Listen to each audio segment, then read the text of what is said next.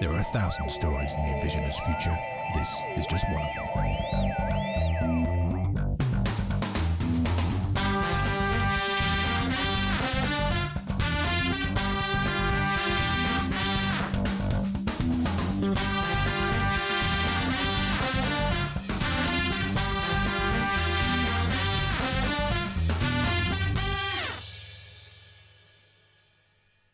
Do you know, it's been 23 weeks and I still get a little buzz of excitement when I watch the countdown come to 3. I'm thinking, bloody hell, what am I going to do now? So, hello, I'm here. It's Dave Coplin. It's Wednesday evening and welcome to autumn. Again, for another episode of Dialing into the Future of Work, our weekly look at the future of work, both from the short term to the long term. And the reason I say that, because we're taking another long-term view tonight. We're going back to college. Look, I know the headlines have been full of some pretty interesting things happening in universities. I know some of you have got your kids going there for the first time or maybe returning, and it's like the weirdest experience ever. And it's almost like there's a crisis in higher education and further education. The reality is there is a crisis in higher education and there is a crisis in further education, but it's not the crisis that you think it is. This actually isn't really about the pandemic. The pandemic has made some problems that we've let lie for far too long just really, really acute. The whole debate that we're having now about students, college, who are thinking about, why am I paying all of this money? What do I get? The stupid hyperbole we get in the media talking about, well, I'll just dial in for a couple of hours a week. Like that's what most courses are. It's just really, really unhelpful. So what I really wanted to do this week was to begin a journey of exploration. And it's a journey of exploration into the whole point of university. Now, I have to confess, I have a particular bias when it comes to university. I have a fundamental belief that the purpose of university, I'd argue the purpose of education, is to ensure that individuals, members of our society, have a pathway through to employment. And more particularly, so that they have skills that enable them to offer value and be valued in the society that they inhabit. And this, for me, is the purpose of education. And actually, it becomes really acute at university, because if we are spitting out, if you'll forgive the phrase, lots of graduates at the end of their studies, but those graduates aren't able to find jobs, or more particularly, these industries aren't able to find qualified graduates, you've got to think something's gone wrong. This, just to set the scene, comes from a government report done at the end of 2019. So it's relatively recent. It is pre-pandemic, but it doesn't really matter because it looked at projecting out into 2030 and it looked at what they call the UK skills mismatch. So this is all of the skills that we think we're going to need versus the skills that we don't actually need anymore. And if you look, towards the top here, we've got some really obvious choices, telecommunications, medicine, biology, physics, engineering, technology, computers, all this sort of stuff. This chart should be a wake-up call for industry. This chart should be a wake-up call for organizations and universities and the whole education establishment. And this chart should be a wake-up call for parents, right? If you're there thinking about what your kids are going to be doing, then actually these are the conversations that you need to be engaged in. So again, remember our bias. Education is a pathway to employment, and to rich and fulfilling employment that adds value to the economy, to society, and to the individual as a whole. So where are we going wrong? Well, there's a number of people talking about this right now, and I actually was drawn back to some old friends, the friends at JISC, who I've worked with in the past, who have been talking about the change that's needed in universities for a long, long time. They have been talking, and it's the same old story. We've talked about it when it comes to secondary school. It's this concept of blended learning. It's this concept of incorporating technology into the learning rather than outside of the learning. And they did a fantastic report, I'm going to say early on in the pandemic. So it was July the report was published, and it was based on the first few weeks, the first few months of the experience of lockdown. And what's brilliant is I think it provides a really good framework for a conversation about where we need to be in terms of the future of education. I'm just going to walk you through the subject areas very quickly, and then I want to bring Gary in, and then we'll start the debate. So it looked at student insights, and it looked at three main pieces of insight that was learnt by universities during the first phase of lockdown. Number one was the students didn't have the digital skills that they needed to actually be able to engage with the institution online. Second was that there still exists, and I am incandescent with rage about this, but there still exists a digital divide in this country that prevents prevents everybody from having access. And then third, in a world where we live almost entirely online, many of our societal problems play out online. And so what is the role and responsibility for digital safety? And remember, I'm just reviewing these. We're going to come back and talk about them in detail. Then they had a range of insights from the staff, and I thought these were probably where some of the longer term answers lie. Obviously, we had the challenge around staff skills. We've seen this at schools, having staff who are confident enough with the technology to be able to transition learning and transition in a way that isn't just lift and shift. I'm not going to take my my in-person classes and I'm just going to turn them into online. It's doing something that transforms teaching. That's that second point. How do we transform teaching in a world where we're trying to get the very best that technology has to offer, but equally not lose out on those also important face-to-face human interactions that form a huge part of how we will go on and work and how we'll go on and live our lives. And then secondly, this whole concept of facilities and equipment. Have institutions got the equipment that they need in order to do it? So we're going to talk about those. And then what I'm hopeful for in about 20 minutes is that Gary and I will start to come to some conclusions, some big things that we need to do. Obviously, the guys that just had some ideas about this, remembering it was early on in lockdown, and I know they're also working on a much more considered view in the sense that they've had the summer to think about it. They've also had the first few weeks of term. So all we're trying to do is to add value. There's a couple of things I'm just going to mention, then I'll bring Gary in. First, remember our bias. Our bias is that we believe education is a pathway to employment. Not everybody shares that view, but I just want to be clear about that. Second, don't for a minute think that we don't celebrate or recognize the incredible work that's being done in institutions, in organizations like JISC to try and figure all this stuff out. We can argue about the fact that maybe we shouldn't have been here, we've left it all a bit too late, but that doesn't undermine the extent of the heart and soul and energy that's being put in by people to make this the best possible experience. And so I don't want to lose sight of that as we go in.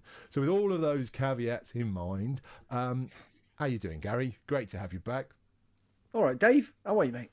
I'm doing great. Yeah, so nice big promises there at the start. Yeah. Do you like that? I did how I teed it up. So look, we've got a sort of this whole playground to walk through. And so what I wanted to do, and I know that you're particularly passionate about this as always, Gary. Let's talk about the student insights. And what I loved about the student insights is number one, it played into, actually, do you know what, Gary, I've just realised what I would also like to do, just to tee this up, because in the JISC report were some lovely quotes, and I did have it all queued up. Let me just bring that on screen. It was this quote here. Excuse me, ladies and gentlemen, as we do that. So you can see hopefully behind me, of course it's in the wrong bloody side. So this is from the Dean of Education, University of Leeds. The months to come are the critical test for educational technology. If we get this wrong, then we could set this whole area back years, because if people take away the perception that this is what we've been talking about in terms of online learning and it goes badly, you can't recover from that.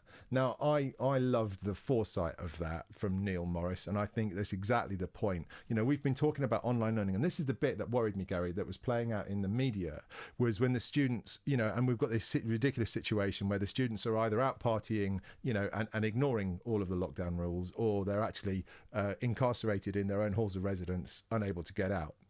And there's this whole thing in the media about, well, I'm going to have to dial in for my 1 or 2 hours a week, which I think is really, really unhelpful, because I think there might be 1 or 2 hours that you dial in for, but the reality is there's a whole bunch of stuff that you should be doing in college, and there's much, much more to do than that. So this whole framework of how it comes together is super important. But one of the other quotes talked about this myth about young people, that they are, innately home and comfortable with technology. And they're sort of basically saying the reality is, whilst there's a minority of nerds out there who are really good at this stuff, for the most part, people don't have the digital skills when they come to university. God, if you read the press today, they don't even have some of the other basic educational skills that are required by universities when they get there. And I thought that was really powerful, actually. And I thought, Gary, this conversation we've been having about, more specifically secondary education, but the universities are now trying to think about how do we upskill the students when they arrive. And I just wondered what your perspective on that is. That the right thing for them to be doing? I think we need to go back to the basics and go, what is the purpose of what we want to achieve with education? It is not to train people for a job. That's a side outcome. That's a secondary outcome towards teaching them how to learn, giving them an amazing experience that teaches them how to how to collaborate, how to learn, that learning is great.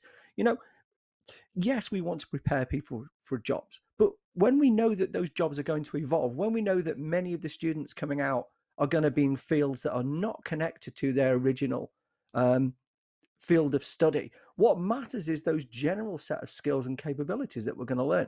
But I mean, to be honest, what's really, grinding my gears, to get the, to go all American phrases, we're looking at this as if this is a surprise. Most of the universities with science departments, go and speak to epidemiologists. Ask them how long it takes to develop a vaccine. Answer, the average is 11 years. Now, even if we can get much, much, much quicker, what we're doing is, the biggest problem for me is we came into this, and universities, government are equally culpable in this. And we're not coming down on universities, we're coming down on the political direction that they were working under. We were coming at this with, it will all go back to normal. And this is always the phrase.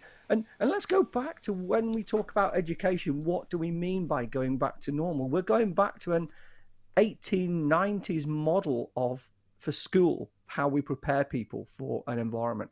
We look at university, it's evolved, but it's still around an old concept of you turn up, you go to lectures. So I look at this and go, why were you not prepared? Why do you not look at this and go, we were prepared to have the majority of our courses taught online with high quality, interactive education, with high quality delivery. And as much as we're able to do that and supplement and bring that back to face-to-face and tutor groups, we will do that. But the fact that we're hearing that organizations are not prepared for this is ridiculous. If you're in a commercial organization, you'd be looking at job losses, you'd be looking at failure, you'd be looking at, competitive pressures.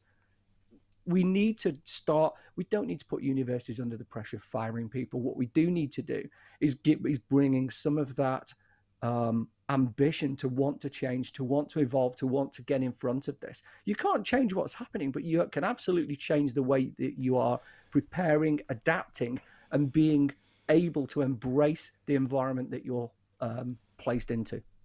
But isn't the issue that there is a whole economy built around how we think about universities now? And you see it when you drive around, university towns, and the two that spring to mind just because I happen to be in them, before the pandemic, was Manchester, where I went to college, and Coventry, because it's just up the road.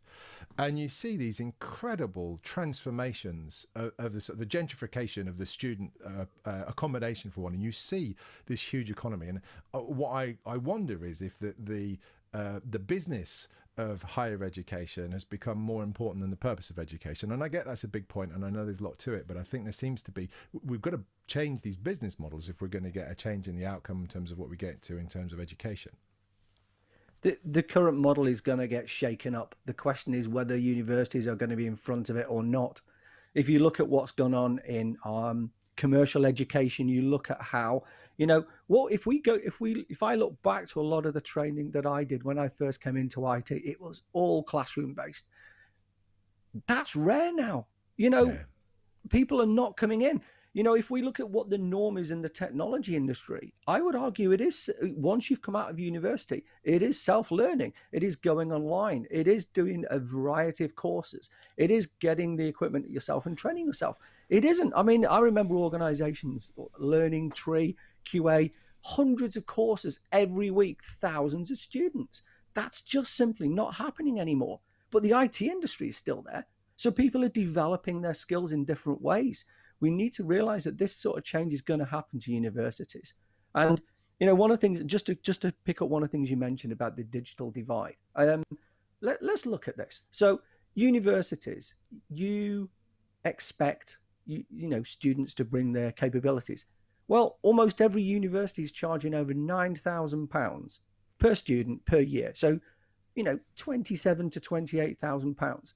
If you wanted to be ready, you could have taken a small chunk of that, £1,000, and gone, we're going to give every student a great laptop. Why? Because we know that every student then is going to have a webcam. They're going to have the ability to communicate. They're going to have a laptop that's secure. They're going to have a laptop that we know is going to be ready to be able to meet this new bar that we're setting. And to be honest, while you're doing that, you could look at schools as well. What's the average cost pupil cost? Over 4,000. Yeah. So 12,000 over 3 years, 5 years at a junior school. We need to think about these sort of things. Why are we not going, you're a student, here's your device? Well, look, I want to do a series of shows on the digital divide because I'm quite angry about this, having been in the industry so long and having been in these conversations where we all acknowledge the digital divide, and yes, the digital divide exists, and yes, we must do something about that. And I get that actually it's quite a nebulous problem because there's connectivity and there's devices and there's education and all that sort of stuff. But if this pandemic has taught us anything about our relationship with technology, is that it's better with it. And so I've started doing the research today, and we're looking at things like, for every pound the government might invest into making sure that we all have the right kind of digital skills, the economy sees £10 of benefit, both in terms of welfare and social impact in terms of what we can do. We all know this stuff, but we're not doing enough. We've only halved the digital divide in the last decade. But let's get... Sorry, Dave. I'm just going. Let's get to the basics, and we can't avoid this. This is about money. Yeah. Universities, you could have taken control of this and gone, hang on, we're going to need to cut back what we take, rather than look to protect those old forms and we've got students come in, let's fill all the halls. Yeah, we know we're going to lock them down. I mean, to say, happy to have a university vice chancellor debate this. Did you not expect to be locked down? Because everybody else did. The students were just hoping they were going to get back and not get locked down at home. But what was being done to seriously prepare for this? The same number of students, the same environment, the same halls? No.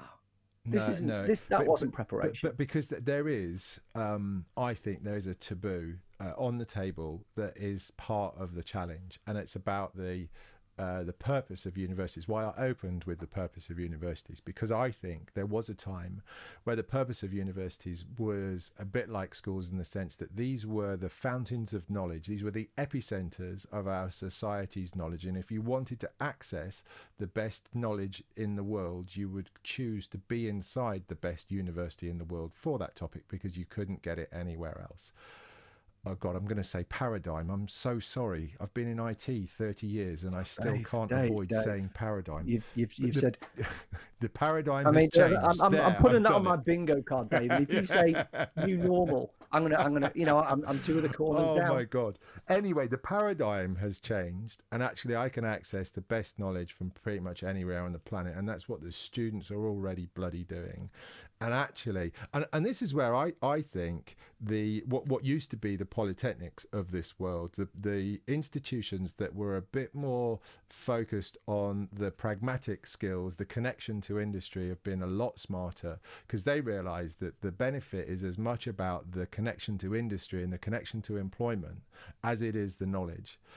And I think part of the challenge that we've got to go through is this great cultural change inside specifically higher education, but to an extent further education too, about how we do it. And until we do that, we'll be locked into building amazing halls of residence and libraries and all that stuff, rather than building the facilities to create and curate this incredible experience, which university should be, which is, how do I amass not just the academic knowledge to be fit for purpose in a modern world, but actually all of the human skills, the human traits, the ability. I mean, Gary, you and I used to talk about this a lot with companies like Microsoft and Google and Facebook.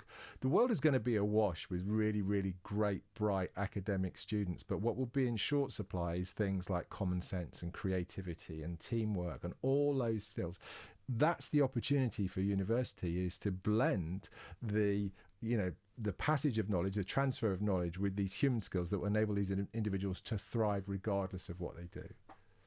I think when you use the paradigm word, let's go back to think about what I think most universities see as their role. It's to take what 19-year-old, largely 19 to 21-year-olds, and their money. Let's not forget that 27 to 28,000. Provide, a structure of classes, and at the end, give them their golden goose, which keeps on laying, which is the university qualification.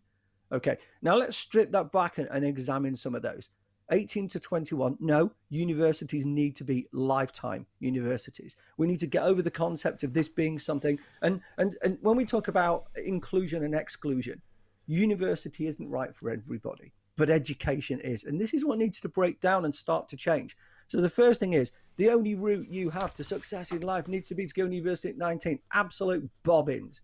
No, that route to improve yourself should be there for life. And you should be encouraged to go back, encouraged to learn, not just with a master's, but to say, look, I've got to 30. I want to go to university. I want to learn. I can't go there full time. So let's understand how that becomes a part-time, not one that says that, well, a part-time one means that you have to do these weekends and it's this executive education course. How about building a course which goes, we are going to be available to people, as many people as possible, to fit in with their lifestyles.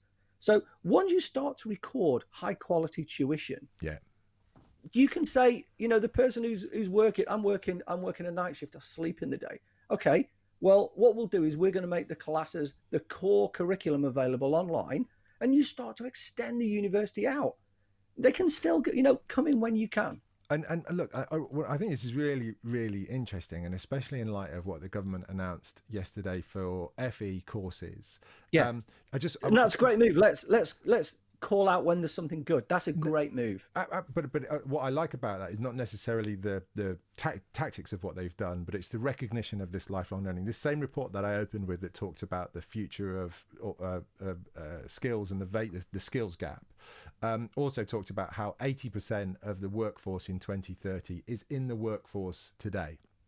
And the real challenge is not just how we educate our young people as they emerge into the world of work, but actually how do we re-educate these people who are going to be massively changed by what's happening around us. I'm just looking at the comments on the live chat, so we're getting some great stuff in. So Jazz talks about you know, this big challenge about, you know, we're going to go through some pretty significant unemployment over the next little while as we try and deal with the sort of the aftermath of the pandemic. And actually the cost of retraining is going to be a massive barrier. So again, that's really, really important that we understand that and think about that. And I think yesterday's announcement goes some ways to do that. And also then Tony's talking about how we're locked into, like our businesses to an extent, and certainly our primary and secondary schools, locked into an industrial revolution model. So we're still thinking of this, you know, pipeline of the, you know, preparing people to take their place in the sort of the industrial revolution, the sort of the Victorian factory, as I talk about it.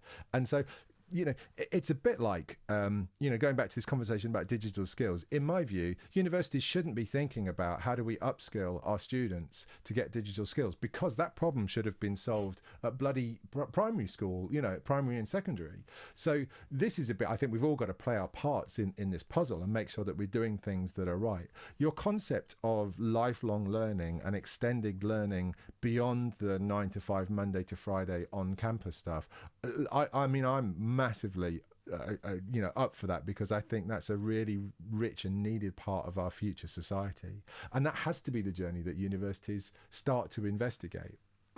But and this is the thing which really is frustrating is you and I did this all the time for companies, and you know, we would call it a different thing. We would call it investigating new markets. We would call it you know, expansion of your market. We would a whole range of different things, but we would look at who can you deliver your services to that will get value, that there is value for you, typically money and coming back. So how do we get Laura, who's 35, who liked computing, but, you know, had kids? How do we get Laura able to get back with the uni, start to learn and start to go, I want to get into software development. Okay, I can use a computer a bit. I'm using it at work. Help me get back. I think what we're doing is one of the things with unis for me, and we're bringing FE a bit into this, because at the moment we're seeing universities, colleges. There's a difference. Stop being so elitist. Get over yourself. Yeah, I mean that's no. You know, there are some great universities that are, you know, more recent, that are former polys that are absolutely storming it. You know.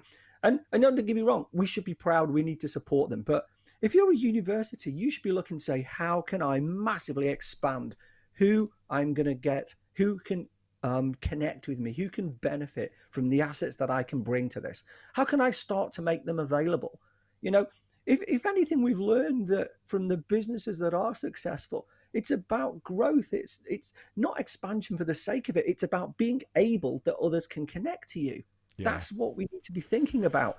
Get rid of the walls. And I must say, though, that, you know, and look, I have a very limited exposure to all of the universities in the UK, but I have worked with a few over the last 2 or 3 years, and in particular, Coventry and Sheffield and the Open University and Oxford. And what I can see, and certainly with the work with the JISC guys, is there is an appetite to create this network. So to have the university as the hub for the network in that area, with a connection to industry, with a connection to startups and entrepreneurs, the connection into big companies too. And so Coventry's obviously very into automotive, Jaguar, Land Rover. There's lots of stuff happening, we've heard, in sort of Milton Keynes, but also in London around Microsoft and Google and all that sort of stuff. That has to be the way forward. The bit that I worry about, and we came across this with when we talked about education and secondary education as well, is this whole concept of transforming teaching. So number one, we've got to assume that we can get everybody over the cultural change that we've talked about here, and that's a big ask for a lot of people, but that's what we've got to do. Then we've got to give the staff, the institutional staff, their confidence to be able to want to do more with technology, and then we've got to show them how it's done. And the thing that I think is really important about this is I always think that it's the same at school. Inside any lecture theatre, inside any classroom, is anywhere from 10 to 30 bright young minds who spend their time consuming modern media and have lots of ideas about how you could deliver stuff. And so, and I know that this will be happening, but we need more. We need people to show, well, actually, we should do it. Gary, you and I had a really interesting conversation earlier this afternoon where, if you're a university with a media studies or a media production, I know, even some of the guys like Angela Ruskin are doing and also Pearson in London are doing esports, and a part of the esports is the production side of it. Well, surely there's an opportunity for you to build a studio that you can then have the lecturers use to create that content. So there has to be a way of connecting those dots. I mean, I don't know where have we got to the point we're thinking this is unachievable. You go, oh, we can't afford it. What, you can't afford a decent, desktop? It's not even a laptop, a desktop. A couple of mics, cameras, some software. But a grand to $2,000. The issue is emotionally, unless you've been able to flip the switch about the purpose of universities, you don't see this as important. So pre-pandemic, the conversation that we've all had about blended learning and flipping the classroom and the power of technology has all been, we could do that. But the problem is, Dave, it's still within that mindset of the traditional model. It has to be smashed. Yeah. We have to see that rather than being an asset to us, it's holding us back as a country. It really is. It's limiting the teaching that can go on. It's limiting the access for millions of people. We've got to do is start to think of all of the boundaries that we see ourselves working within towards, and then try and recognize those and start to move them. Start to think of everyone. What is a student? A student is anybody who wants to learn. Let's start with that. Separate the payment out of this. Yes, we need to have universities funded, but there's a number of different ways we can do that. So we need to look at what are those restrictions and then start to erase those and stretch those out. So that's number one. The second thing, I think, to build on that is we've got to stop this concept of people thinking that, this is just a stopgap measure until we get out the other side. And then we'll go back to what we used to do. What would you call that future thing? Go on, I've got my card here. You're not going to use it. No. You see, Paradigm had 30 years to get settled in. Do you know what I mean? So I kind of... One of the things that you and I used to do all of the time is one of those powerful things you can do as a consultant, and particularly a strategy consultant, is ask really stupid questions. I was particularly good at that. So we come in and go, okay, we want to do this. Well, what if this lasts for 3 years? Yeah. How does your organize? Are you going to be? You say you're not ready now. Are you going to be not ready for 3 years? What happens is if we see, God help, we don't. We see a mutation. We see an evolution. We see a combination that starts to really look at lockdown. That means that we do need to change. At what point do you start to put in some of those measures to be start to be ready. Look, what You I know, worry about. strategy is about being ready. Well, what I worry about is people who aren't able to make that leap. So you're at a spectrum, right? So I think there are people in institutions, and I hopefully over time that they'll reach out and they'll find us, You right? said we're on the spectrum. You're right, mate. Yeah, no, okay. Well, we've always known that. The challenge will be for the ones at the back of the pack who are sitting there just hoping this is all going to pass over them. And if I think about what we've seen in things like the retail industry in particular, where this is going to thin out the people who are weak. This is going to thin out the people who haven't built their business in the right way. And what I'm worried about is it will take the loss of a university to wake the rest of the community up to say that we have to do it. And maybe that's a necessary outcome of this, is that there are a lot of people in education in the UK, but absolutely in the US, who see university failures as a dead cert for this coming financial, this coming academic year. I hope it isn't, because that means a lot of loss of great people. Yeah. But the reality is, unless we see that evolution, it is going to happen. It's. I think the US, the mid-tier ones in the US are more at risk of this. So far, we've got a good number of students coming through. Hopefully, the universities that have a lot of offshore students, foreign students coming in, have balanced that out. It's gonna hurt, but the way to do this is not to hope that it's suddenly going to go back to what it was. It won't. Yeah, but I also think within that, and I think this brings into your concept of thinking not just about students, but thinking about everybody. And again, Tony's come in with a lovely point about, you know, those in their 40s or 50s who are thinking about, look, you know, I've still got another 15 to 20 years of my career. Maybe I need to actually do something completely different. Where do I go and get trained? So that holistic view of what education, but also look at what's also happening here. You know, anecdotally, I've got friends whose kids are supposed to be in university in other countries, but are doing their studies from the UK, but still attending classes in those other countries. And you know, very similar conversations we've had in previous weeks about actually, do I need to just hire people who are local to the office anymore? I can hire people from around the world. Hopefully we're going to have enough experience of those to figure out what works. And this is not to say, for God's sake, if anybody writes in and says how important the physical experience of university is, I'm going to come round and give you a good bloody talking to, because of course it's important, and of course it's part of it, and this isn't meant to replace any of that, but it's about giving us an opportunity to get the balance to be, as I always say, fit for purpose for how we're going to live our lives. So we're at time, Gary, and I think this is the beginning of a beautiful conversation about how we're going to help HE and FE on the journey that they're already on. And again, I know that there are lots of people who are working incredibly hard and doing some amazing things that need to be showcased and need to be pulled out of this. I think tonight, Gary, the most important thing I think we've talked about is, number one, is this sense of holistic learning and opening that up to society. And second, you've got no time left. You've got no bloody time left. So don't think you're going to get to this, you know, in the spring term or maybe for the next year's intake. This is right now. What would you add to that, Gary? Please, I've got two things to add. And the support is, so the first one is, where do you start? Really simple. Start to have that conversation. If you're in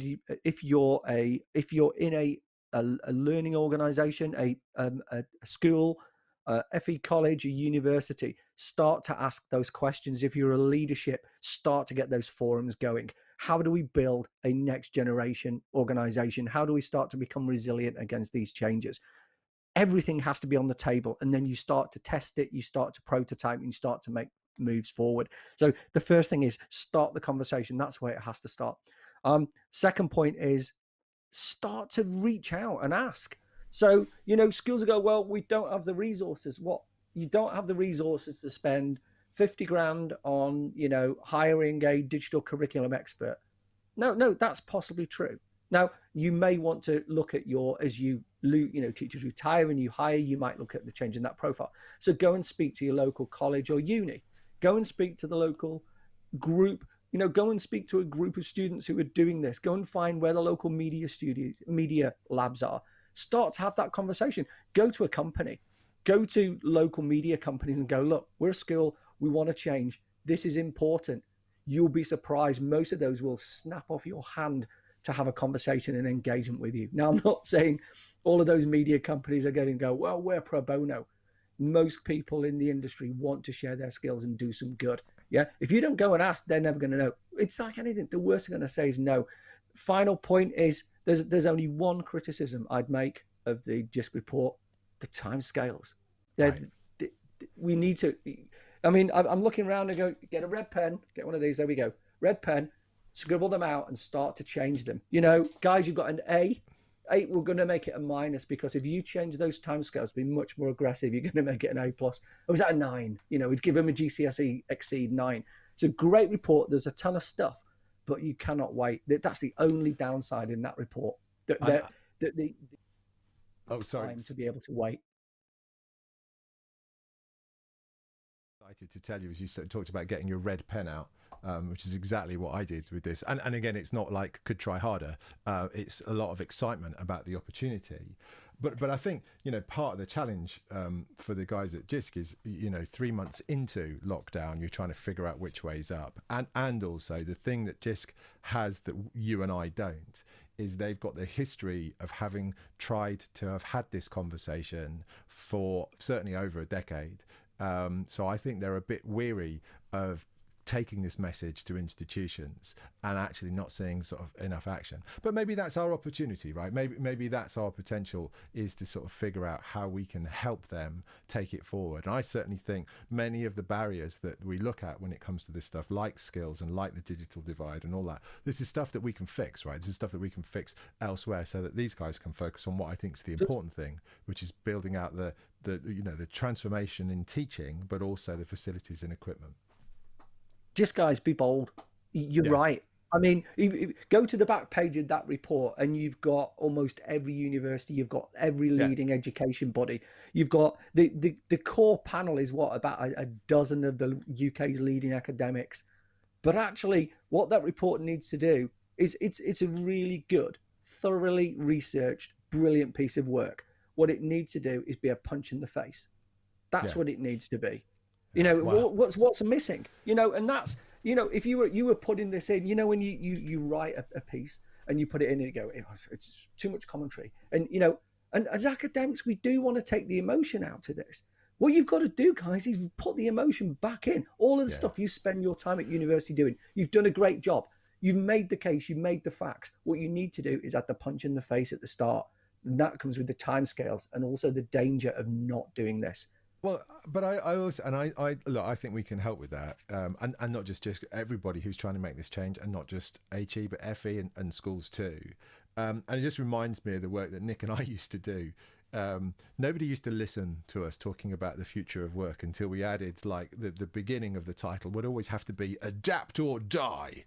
Right, so that's what we need. We need to adapt or die, and then if we can do that, then I think we'll be on our way. Listen, Gary, I'm going to call it time for that, because it is fantastic, and this is the beginning of a conversation. There's so much more, and we're going to get lots of great input, I hope, as we get further into this. So, Gary, thank you so much for joining us. And if you're reading this and you're listening and watching us, you don't agree, come back, because we want that debate. If you think what we're doing is good, come back and you shoot us down. Yeah, you know, we're looking for that discussion. Yeah, well, Gary said it. No, I didn't. I wasn't involved. It was just Gary. No, this is the final point, Dave. This comes from a point of love. We've got kids who are in this. You know, I might want to retrain. Let's get a proper job. Yeah. So, but this is, you know, one final thing, final point on, because you know I'm running.